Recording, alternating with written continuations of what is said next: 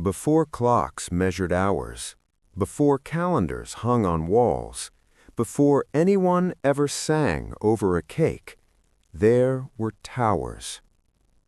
Rising above the flat floodplains of ancient Mesopotamia, the ziggurats cut into the horizon like man-made mountains.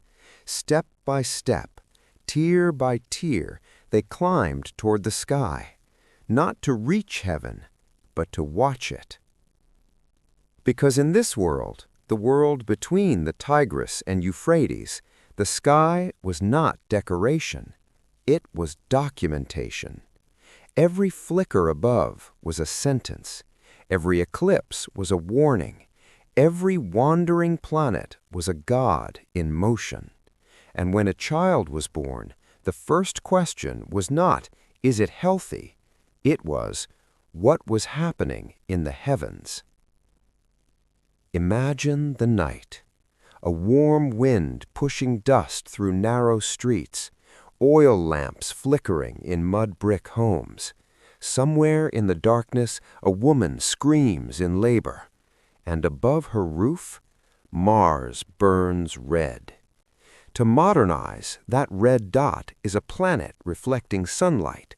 To the priests of Mesopotamia, it was Nergal, god of war and plague, staring directly at the city.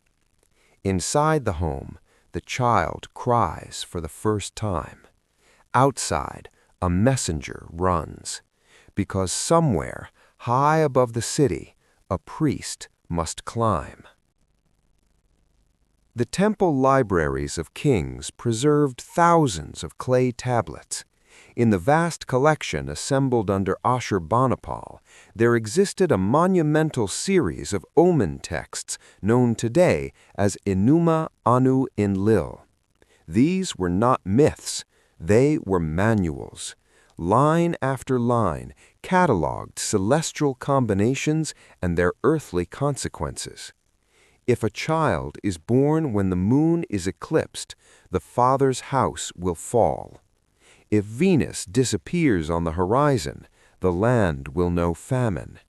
If Mars stands in opposition, rebellion rises. There were no neutral skies. Every birth was cross-examined against the stars. Picture the priest at the summit of a ziggurat. He kneels beside a clay tablet still damp from the riverbank. A stylus presses into its surface. Wedge-shaped marks, cuneiform, carve destiny into earth. Below him, the city sleeps. He does not. He studies the sky for hours. He notes the phase of the moon, the position of Jupiter, the color of the horizon before dawn. When he finishes, the tablet will be stored. The child's birth has been archived by the cosmos, and the cosmos does not revise. In this world, fate was not philosophical, it was administrative. When ominous signs accompanied a royal birth, the response was immediate and chilling. The Assyrians developed what scholars call the substitute king ritual. If omens predicted that the king, born under a cursed alignment, would soon die violently, a temporary stand-in was crowned. A commoner, a prisoner, someone expendable. He would be dressed in royal garments, given a throne, allowed to taste power, for weeks, sometimes months, and when the predicted window of doom arrived, he was executed. The real king remained hidden, protected while fate consumed the substitute. The sky had demanded a death. Someone had to fulfill it. Birthdays in this system were transferable doom. For common families, the fear was quieter, but no less real. Midwives were not merely medical attendants, they were witnesses to omens. If a birth coincided with thunder, an eclipse, or a sudden dust storm, whispers spread. A child born during an eclipse was especially feared. The moon turning to blood was interpreted as cosmic violence, and the newborn's first breath taken under that sky meant their life would echo it. Parents rushed to temples for counterspells. Clay amulets were inscribed with protective formulas invoking Shamash, god of the sun, or Ishtar, goddess of love and war. These amulets were buried beneath thresholds, worn around tiny necks, placed beside cradles, because the birthday was not over when the child emerged. It lasted until the sky changed. Time itself was unstable. The Mesopotamian calendar shifted with lunar cycles. Months could expand or contract. Intercalary months were added to correct drift. To be born on a specific day was to be born inside a moving system. Anniversaries were less about celebration and more about recalibration. When the same celestial configuration returned, or nearly returned, anxiety rose. Would the omen repeat? Would the pattern complete itself? The sky was circular, and circles close. The psychological weight of this worldview is difficult to overstate. Imagine growing up knowing your birth occurred under a documented warning. Imagine your father keeping a clay tablet hidden, one that recorded Mars rising during your first cry. You would not see yourself as random. You would see yourself as potentially catastrophic. Some children were named strategically to defy omens, names invoking strength, names invoking divine favor, because identity could be weaponized against fate. But fate was persistent. Astronomy and astrology were not separate sciences in Mesopotamia. They were the same discipline. Observation was survival. The priests who tracked Venus over years noticed its patterns. They calculated its cycles with remarkable precision. But precision did not remove superstition. It refined it. The more accurately they predicted celestial motion, the more confidently they interpreted its meaning. If Jupiter entered a specific constellation on the anniversary of your birth, it mattered, even if you did not understand why. There is something deeply human here, the fear that the universe noticed you, that your arrival was not silent, that forces beyond comprehension aligned at the moment you entered existence. Modern people may dismiss ancient omens, but we still ask for birth charts. We still speak of retrogrades. We still feel something when a birthday approaches. The Mesopotamians would understand that feeling. They would call it awareness. Awareness that cycles are returning. Awareness that destiny may be checking its ledger. Consider the intimacy of it. A mother holds her newborn in a dimly lit room. Outside, priests debate whether the red glow on the horizon signals plague. She does not see gods, she sees her child. But the city sees both. The birthday belongs to the heavens first, to the family second. And so the ritual forms, a structure that will echo for thousands of years. A birth occurs, the sky is consulted, fire is lit, protection is invoked, the marked one is acknowledged. We still do this, we just changed the language. Now we light candles not to ward off Nergal, but to make wishes. We gather not to interpret omens, but to sing. But structurally, it is identical. A circle forms, flame burns, all eyes turn toward the one born under a specific sky, the marked one. In Mesopotamia, the birthday was never innocent. It was documentation of cosmic timing, and timing meant vulnerability, because if the sky had spoken once, it might speak again. The anniversary of your birth was not simply a marker of age, It was a reminder. The universe saw you arrive, and the universe keeps records. When the priest pressed the final wedge into clay beneath starlight, he was not writing a celebration. He was writing a warning. You were born at a moment. That moment meant something, and in the oldest cities of human memory, that was enough to be afraid. Before your name, before your breath, before your mother ever felt you move, time was already waiting. In the land we now call ancient Egypt, time was not a line. It was sacred architecture. The Nile rose and fell with ritual precision. The sun crossed the sky in eternal repetition. The stars returned to their positions as if obeying invisible command. Order was not a concept, it was a deity. Ma'at, the principle of cosmic balance, held the universe together. Without her, chaos swallowed everything. And yet, even in this land of symmetry and certainty, there were 5 days that did not belong. The Egyptian civil calendar measured 360 days, 12 months, 30 days each. Perfect. But the solar year was longer, and so 5 additional days were added at the end of the year. They were not considered part of any month. They were not assigned to any season. They existed outside the system. These were the epigomenal days, the 5 days outside time. Myth tells that the sky goddess Nut was forbidden from giving birth on any day of the year. Ra, the sun god, had cursed her womb. No child could be born within the ordered 360 days.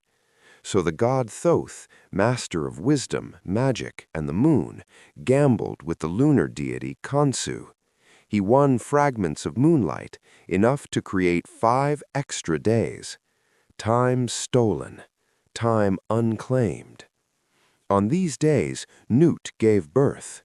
Osiris, Isis, Set, Nephthys, Horus the Elder. The first births to occur outside cosmic law, and they were not peaceful. Osiris would rule, Set would murder him, Isis would resurrect him. Violence was written into their origin. Chaos accompanied their first cries. So what did it mean if you were born on one of those days? Imagine a child entering the world on the 3rd epigomenal day, the day of Set, the god of storms, of desert winds, of disorder. Midwives would exchange glances. Priests might be consulted. Protective amulets would be doubled. Because Set was necessary, Egypt needed the desert as much as the river, but he was unpredictable. To share his birthday was to share his temperament, and temperament shaped destiny. Egyptian texts describe these 5 days as unstable, unlucky for travel, unlucky for political decisions, unlucky for construction. Some temple calendars warned explicitly, do not begin important matters, because beginnings during chaos carried chaos forward. A birth is the ultimate beginning, and so births on the epigomenal days were considered spiritually volatile, not evil, but exposed. In temple precincts, priests of Thoth recorded celestial observations. Egyptian astronomy was precise. They tracked the heliacal rising of Sirius, the star associated with Isis, which heralded the Nile flood. When Sirius rose just before dawn, a new year began. But the 5 days before that rising, those were dangerous. They hovered at the edge of renewal, between death and rebirth. To be born in that liminal space was to exist between categories, neither last year's child nor next year's promise, but something suspended.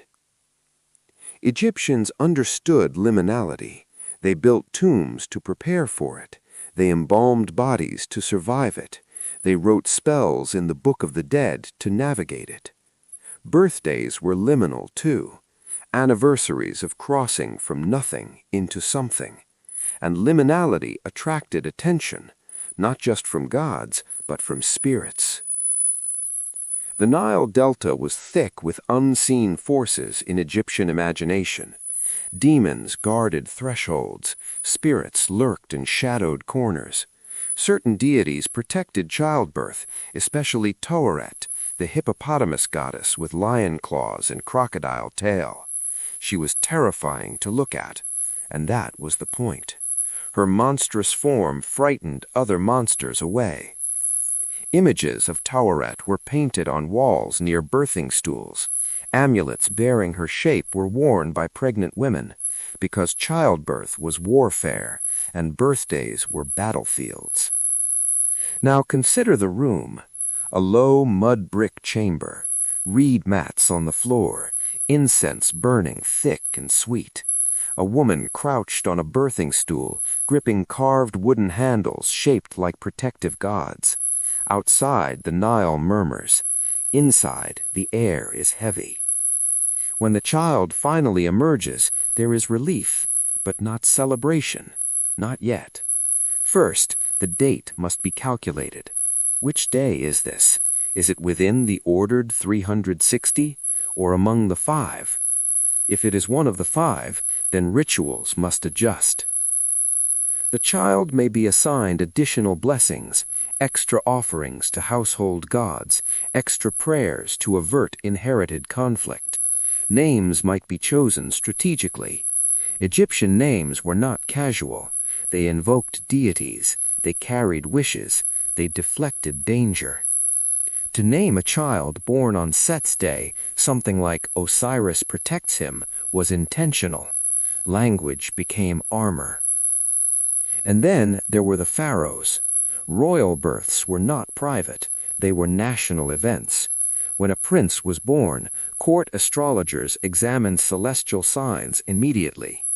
Though Egyptians did not practice astrology exactly as Mesopotamia did, they read cosmic symbolism deeply.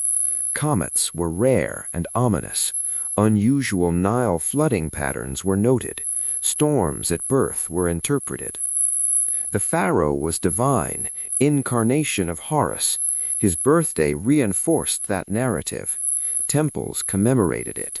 Offerings were mandated. The king's birth was proof that order continued. But if signs were unfavorable, priests worked overtime, intensity intensified, because the stability of the entire kingdom rested on that birth. There is an inscription from later Egyptian tradition that describes certain days as days of striking. On these days, misfortune was more likely. Births on such days required ritual compensation. The idea persisted for centuries, even into the Greco-Roman period of Egyptian history. The 5 days outside time never lost their tension. Now imagine growing up knowing you were born outside the calendar. Your birthday does not belong to any month. It hovers at the edge of the year. You would be told stories about Nut's forbidden pregnancy, about Thoth's gamble, about the violence between Osiris and Set. Your identity would be wrapped in myth, not metaphorically, literally, because myth was not fiction, it was explanation. Every year, when those 5 days returned, anxiety resurfaced. The veil thinned again. The gods remembered their own births. Would conflict follow? Would something long buried rise? Families gathered quietly, not for parties, for protection. Incense burned, amulets were inspected, children were kept close, because these were days when chaos had once entered the world, and chaos does not forget anniversaries. Modern calendars smooth out this tension away. We flip pages casually, but the Egyptian year ended not with fireworks, but with unease. 5 days of suspended breath before Sirius rose and renewal began. Birthdays within those days were like sparks in dry reeds, small but capable of spreading. And there is something deeply psychological here, the fear of being born at the wrong time. We still say it. I was born in the wrong era. They were born under a bad sign. The Egyptians would not. Timing was everything. To be born during famine differed from being born during flood. To be born under a calm sky differed from storm. But to be born outside time itself, that was different. The 5 epigomenal days represented the truth that even in the most ordered civilization on Earth, there was fracture, a crack in the calendar, a seam in eternity, and births within cracks carry instability, not because the child is flawed, but because the moment is. In temple courtyards, priests recited hymns to restore balance. Ma'at must be reaffirmed daily, because chaos always waited, and the anniversary of divine chaos, those 5 births, reminded Egypt that order was fragile. Every human birthday echoed that divine template. You were born at a moment. That moment held power, and power required management. When the sun finally rose on the first day Of the new year, and Sirius shimmered above the horizon, relief washed across the land. Order had resumed. The flood would come. Life would continue. But those born in the 5 days outside time would carry something subtle with them. A story, a warning, a myth wrapped around their name. So when we speak now of being born under a bad sign, we are echoing something older than pyramids. When we avoid starting projects on certain dates, we are recalling calendars carved in stone. When we feel a strange tension as a birthday approaches, we are touching the edge of those 5 days, the days when even gods were born into chaos. In Egypt, the birthday was not cake and laughter. It was alignment, with myth, with order, with fracture. The gods were born on specific days. So were you. And in a civilization that believed the universe balanced on precision, precision at birth was everything. Because time is not neutral, and there are days that do not belong to it. Before you were called by your name, before your family whispered hopes into your ear, before anyone knew what kind of life you would live, something else arrived with you. In the world of ancient Greece, a human being was never alone at birth. You entered the world in pairs. There was your body, and there was your daimon. The Greeks did not imagine identity as singular. A person was not simply flesh and thought. A person was accompanied. The daimon was not a demon in the modern sense. It was a spirit, personal, attached, assigned. Some called it a guardian, others a whisper. Some feared it as fate itself wearing a face. It was believed that at the moment of your birth, as your lungs filled with air and your voice fractured the silence of the room, a spiritual counterpart stepped into alignment with you. Not visible, but present, and it would remain. Picture a modest Athenian home. Oil lamps flicker against plastered walls. Olive oil burns slowly in shallow clay dishes. Outside, the Mediterranean night hums with insects. Inside, a woman labors. When the child finally emerges, the midwife does not simply wash the infant. She listens, not just for breath, but for signs. Was the birth calm or violent? Was thunder heard? Did dogs bark outside? Was the moon full? Because all of it mattered. The Greeks inherited much from older civilizations, from Egypt, from Mesopotamia, but they shaped it differently. Where Mesopotamians cataloged omens in clay, Greeks internalized fate. They placed destiny inside you, and they called it the daimon. Philosophers would later debate the nature of this spirit. Plato described it as intermediary, something between gods and humans, a spiritual current connecting mortal life to divine structure. But for ordinary people, the daimon was simpler. It was the reason some lives unfolded smoothly and others fractured. It explained why two children born in the same house could grow into entirely different fates, one protected, one haunted. There is something deeply unsettling about this belief, because it means that from the moment of birth, your life is already accompanied by intention, not random chance, not chaos, but direction. And direction cannot be easily escaped. One of the most famous accounts comes from Socrates. He spoke openly of a voice within him, a warning presence that restrained him from certain actions. He called it his daimonion. It did not command, it forbade. It whispered no, and Socrates trusted it more than public opinion, more than political power, more than fear of death. When he stood trial in Athens, accused of corrupting youth and impiety, he told the court that his inner voice had not stopped him from defending himself, which meant his death was permitted, even chosen. His daimon did not save him, it aligned him. Now imagine growing up in a culture where such stories were common, where the greatest philosopher in your city claimed to walk beside an invisible guide.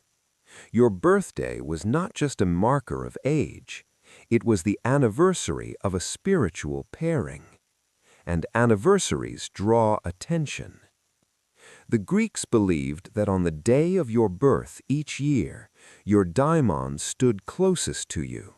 Thinner boundary, stronger presence, which meant you had to acknowledge it. Offerings were common, small cakes made with honey and sesame seeds, wine poured quietly before meals, incense burned before household shrines. This was not celebration, it was maintenance. You were tending to your unseen companion, because neglect invited imbalance. And then there were the candles, the ritual that survives today in altered form. In ancient Greece, round cakes were often offered to Artemis, goddess of the hunt, wilderness, and moon.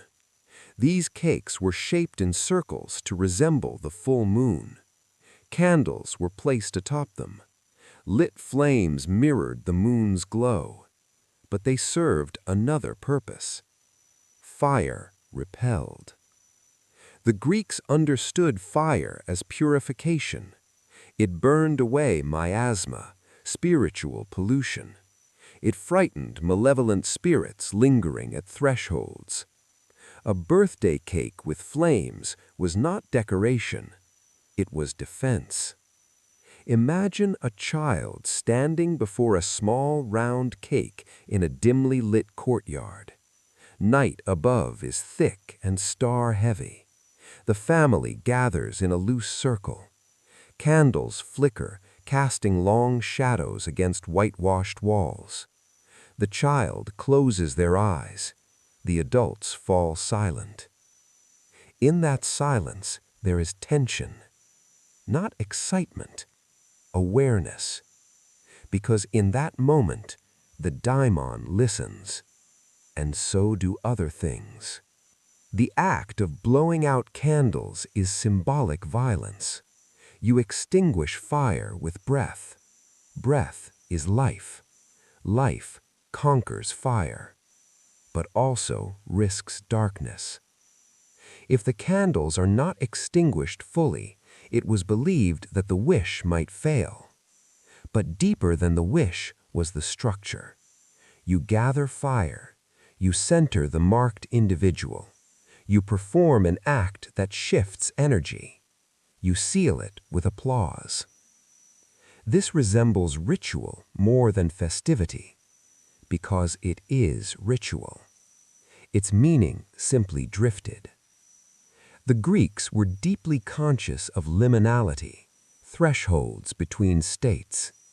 Birthdays were thresholds, between one year and the next, between childhood and maturity, between ignorance and awareness. Artemis, whose cakes bore candles, was especially associated with transitions, particularly for young girls reaching puberty. Her rites were not gentle. In some regions, girls participated in rituals that symbolically tamed wildness before entering adult society. The birthday nearest puberty was not celebrated lightly. It marked transformation, and transformation required divine supervision. The Greeks also believed in Moirai, the Fates, 3 sisters who spun, measured, and cut the thread of life. Clothos spun it at birth. Lachesis measured its length. Atropos cut it. Your daimon walked beside you, but the Fates controlled the thread. On your birthday, when another year of thread had been unwound, the metaphor became heavier. How much remained? The Greeks did not fear aging the way modern societies do, but they feared premature cutting, and certain ages were considered vulnerable. 7, 14, 21. Multiples of 7 held symbolic significance. To cross these thresholds required acknowledgement. Now picture Athens during a festival night. Torches line the streets, wine flows freely, music echoes between marble columns. Birthdays of gods were celebrated publicly, but private birthdays were quieter, more intimate, more dangerous. Because public festivals were communal, buffered by crowd energy. Private birthdays placed one person at the center. Exposure increases in smaller circles, and exposure invites attention. There is something unsettling psychologically here. When everyone looks at you at once, you feel vulnerable. Ancient Greeks would explain that sensation as spiritual proximity. Your daimon closer, your fate nearer, your thread more visible. Modern people call it social anxiety, but the root is older. Being the center of attention has always felt unsafe. Greek tragedy often explored inevitability. Oedipus was marked at birth by prophecy. His fate was foretold before he could walk. His birthday was not celebrated. It was feared. The idea that destiny announces itself at birth saturates Greek storytelling. And when stories saturate a culture, they shape their fears. Parents whispered about omens, about dreams before birth, about unusual signs during labor. The daimon was not chosen, it arrived, and once it did, you carried it forever. As centuries passed, Greek ideas blended with Roman systems. Astrology grew more formalized. Birth charts were calculated with increasing complexity. But the core belief remained. You are born at a moment. That moment matters. The sky imprints you. A spirit accompanies you. And every year, the anniversary reactivates that alignment. Even today, when someone says, "I don't like my birthday," there is something ancient in the discomfort. The Greeks would understand. They would say, It is because the boundary thins, because your daimon draws near, because another measure of thread has been unwound, because time is not abstract, it is personal. And so the candle ritual persists. Round cake, small flames, circle of watchers.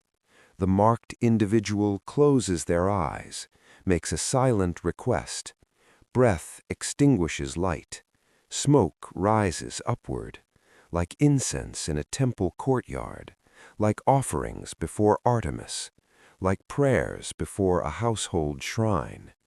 The structure remains intact, only the names have changed. In ancient Greece, the birthday was not innocent. It was alignment, with spirit, with fate, with thread. You were not alone in your life, and you were certainly not alone on the anniversary of its beginning. Something stood beside you then. Something still does. And every year, when fire flickers in the dark, it steps closer again. If Greece made your birthday spiritual, Rome made it dangerous. In the vast machinery of ancient Rome, nothing remained intimate for long. Not faith, not loyalty, not even birth. Because Rome understood something terrifyingly well. If destiny could be attached to a person, it could be weaponized. In Roman culture, the birthday was called the dies natalis, the day of birth. But it did not belong only to people. Temples had natal days, cities had natal days, legions had natal days. Even emperors treated their rise to power as rebirths worthy of annual commemoration. Rome was obsessed with origins, because origin meant legitimacy, and legitimacy meant control. Within every Roman household stood a small shrine, the Lararium. There, figurines of household gods, known as Lares and Penates, guarded the domestic sphere. But there was another presence, the genius. Every Roman man was believed to possess a genius, a guiding spirit born with him. Women were said to have a corresponding spirit called a Juno. The genius was not metaphorical. It was spiritual infrastructure. It shaped temperament, ambition, fortune. And on the dies natalis, offerings were made not just to the man, but to his genius. Imagine a Roman villa at dawn. Marble floors cool beneath bare feet, a courtyard open to the sky, fountains whispering softly. On a small altar, incense curls upward. Wine is poured onto stone. A small cake, round and sweetened with honey, rests beside fruit and flowers. The man of the house stands before the shrine, family gathered behind him. He offers thanks to his genius, because if he prospers, it is the genius who steered him. If he fails, it is the genius who faltered. A birthday is not about age, it is about spiritual performance review.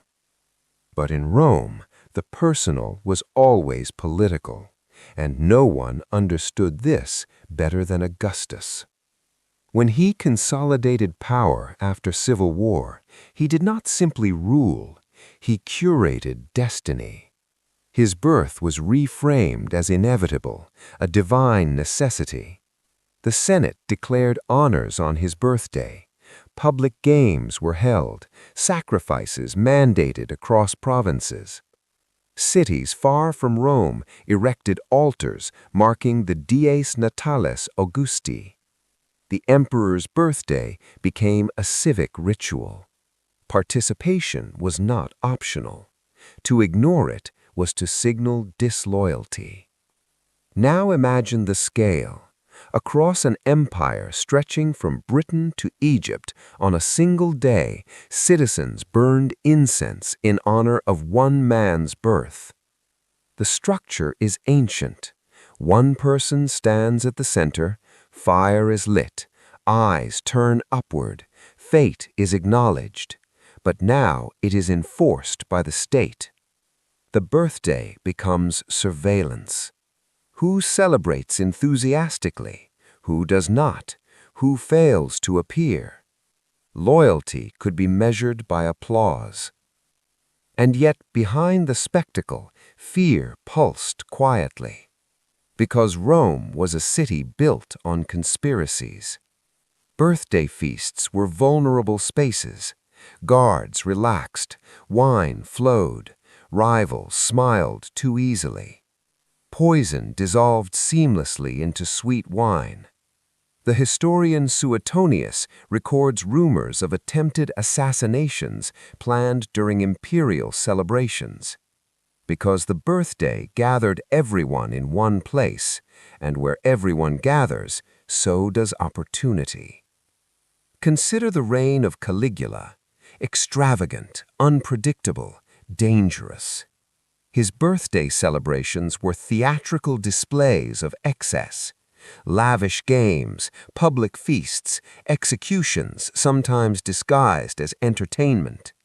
For emperors like him, the dies natalis was not about gratitude, it was intimidation, a reminder that their existence itself demanded worship. To be born emperor was to be semi-divine. To survive as emperor required constant reinforcement of that myth. There is a darker layer here.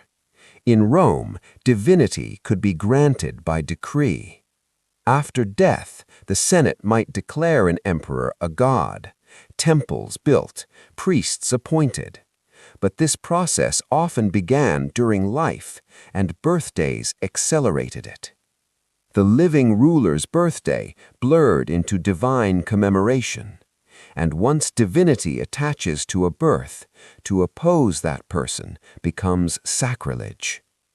Birthdays became instruments of authoritarian theology. Yet the Romans were pragmatic.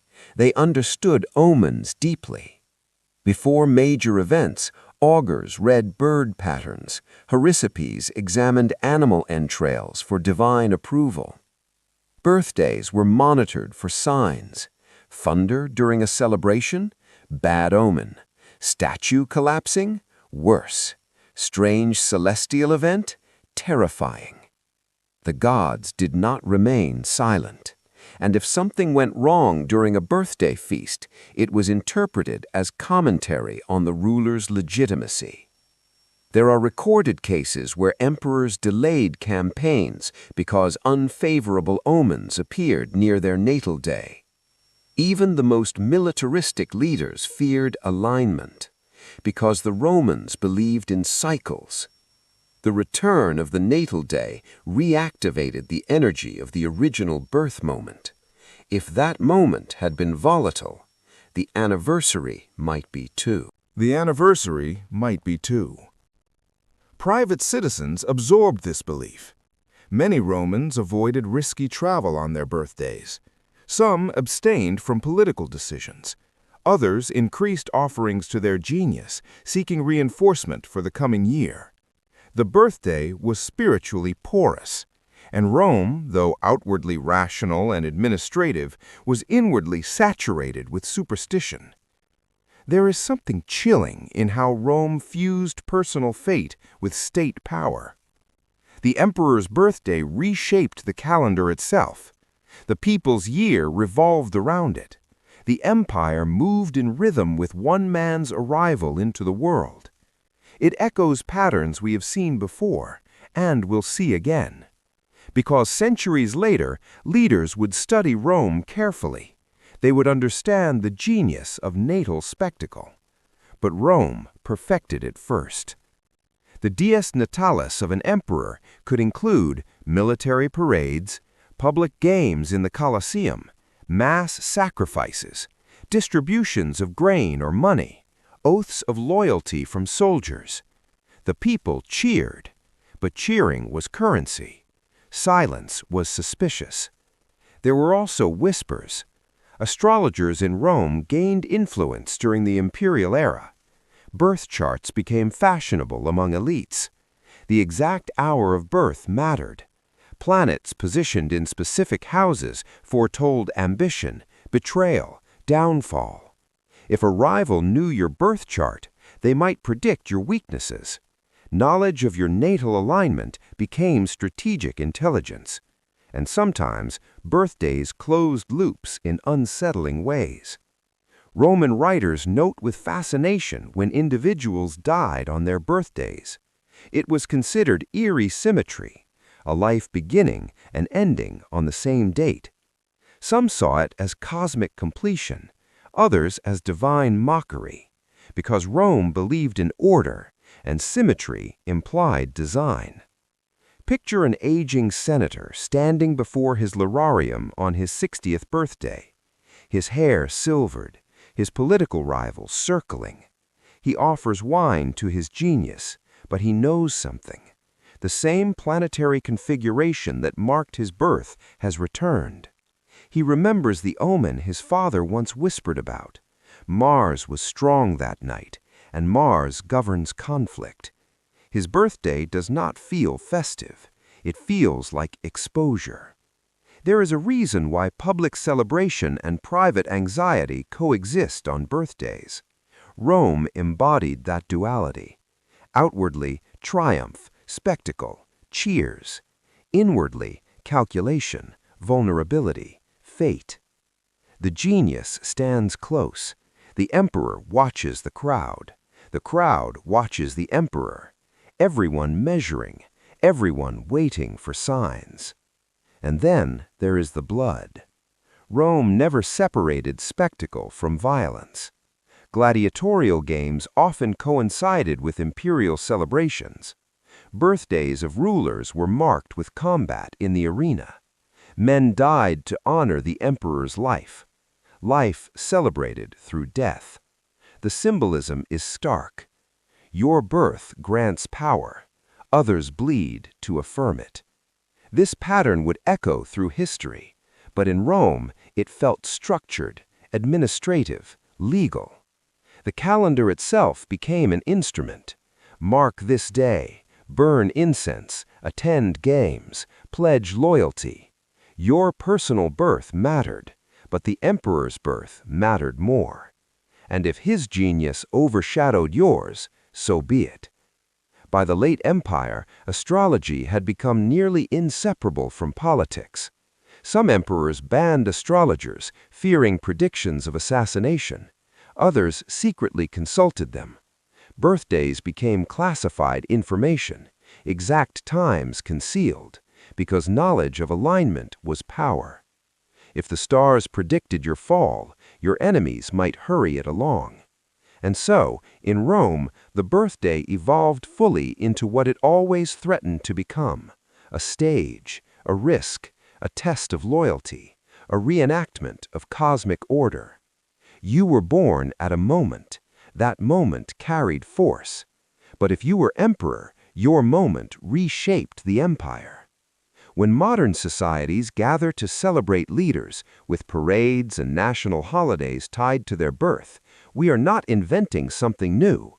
We are repeating Rome.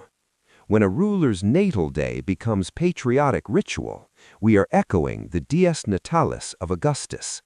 The structure persists. The names change. In Rome, the birthday was no longer only about the gods. It was about control, about legitimacy, about reminding the population that one person's existence was necessary. And necessary people cannot be questioned, because questioning destiny feels futile. So when candles flicker today in quiet rooms, when applause rises, when attention narrows toward one person standing in the glow, remember, there was a time when that glow was political, when that attention was surveillance, when that applause was survival. In Rome, birthdays were not safe. They were statements. They were contracts. They were public reaffirmations of invisible power. Your genius stood beside you, but the emperor's shadow stretched further. And on the anniversary of birth, both demanded acknowledgement. By the late centuries of ancient Rome, the meaning of a birthday had grown heavier than it had ever been before. What began as a quiet acknowledgement of a soul entering the world had become a public declaration of power. The dies natalis of emperors reshaped calendars. Cities aligned themselves with the birth of rulers. Sacrifices burned in temples across an empire simply because one man had arrived into existence. The Romans believed the moment of birth carried cosmic weight, that the stars above the sky stamped a person with a hidden blueprint, and every year when the same day returned, that blueprint reactivated.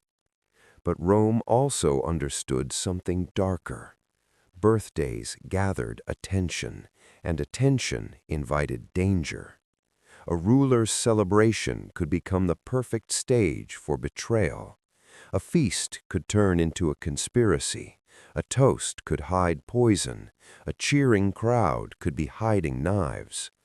The birthday was never only a celebration, it was exposure. Because when all eyes focus on the person born, that person becomes the center of fate. Yet history rarely stays the same for long. While Roman emperors turned birthdays into political spectacles, another movement was rising quietly beneath the empire, a movement that rejected the entire idea. To them, birthdays were not holy, they were pagan, dangerous, corrupt, and soaked in blood. The earliest followers of Jesus Christ believed that celebrating one's birth was an act of pride, a sin. They remembered two birthdays described in Scripture, both ending in execution. One of them delivered the head of John the Baptist on a platter. To these believers, celebrating birth meant echoing tyrants like Herod Antipas. So instead of celebrating birth, they honored death. The day a martyr died became their true birthday, the day a soul escaped the world. And so for centuries, Christians refused birthday celebrations entirely. Candles disappeared, feasts vanished. The ritual that once belonged to gods and emperors was abandoned. But like all ancient traditions, it never truly died. It simply waited. Because centuries later, birthdays would return, but when they did, they would carry something new.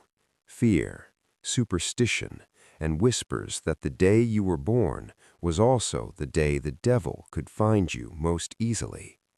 History remembers the parties, but it rarely remembers the shadows behind them. Birthdays today feel harmless, a cake, a candle, a wish whispered before the flame disappears. But as we've seen tonight, the day of your birth once belonged to gods, emperors, and spirits watching from the dark. And what began as a sacred ritual slowly became something far more dangerous, because in the next chapter of this dark history series, we descend into the age of witch hunts, where your birthday could mark you not for celebration, but for suspicion, and sometimes for death. Welcome to Knox Hour, where history doesn't sleep, and neither do its shadows.